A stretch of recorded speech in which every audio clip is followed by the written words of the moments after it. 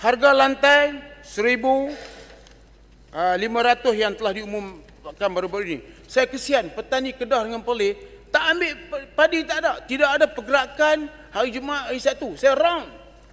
Tidak ada pergerakan, tidak ada mesin padi ambil padi. Padi sudah merah menyala. Tak ambil. Sebab apa tak ambil? Nak tunggu hari Ahad. Kemarilah. Mula-mula Menteri Pertanian beritahu saya nak kuat kuasa hari Khamis. Masih diumum.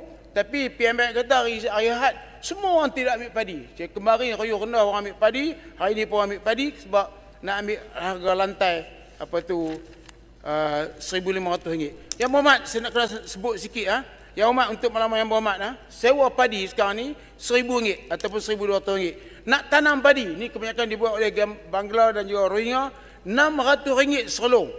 Mesin padi RM180, potong rumput RM75, traktor RM290, baja RM100, racun RM60, kemudian pembelian racun RM98. Jumlah kos kita adalah RM2,403. Kalau sekiranya 1 tan padi, kita dapat 1 tan, 1 tan kita akan dapat RM2,000. Tapi kalau 1,5 tan, 1 rolong, kita akan dapat RM3,000, iaitu RM500 subsidi.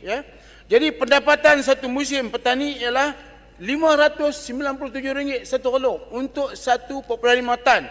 Berarti satu bulan berapa ringgit? RM99 sebulan. Tapi kalau sekiranya dia bagi harga lantai RM1,800, maka dia petani akan dapat pendapatan bulanan ialah RM297. Bahasa mudah untuk kita cakap kepada tuan-tuan, hampa tak kesian kat orang ke? Petani terpaksa hidup dalam dunia kemiskinan. Saya dulu kerja petani, sekarang ni pun melihat petani-petani melihat bahawa kemiskinan bertambah-tambah. Sebab dulu tanah ada 10 relong, sekarang makin kecil 5 relong. Lepas tu generasi ketiga tinggal 3 relong. Dan lepas ni mungkin tidak berelong lagi. Itu sebab dia timbul masalah sebab tanah yang untuk tiap-tiap petani tanam itu sudah makin mengecil. Jadi saya cadangkan naiklah 1,800. Tak salah Yang Berhormat. Kalau tak mau naik 1,800 pun, naik 1,800. Ataupun kurang sikit 1,700.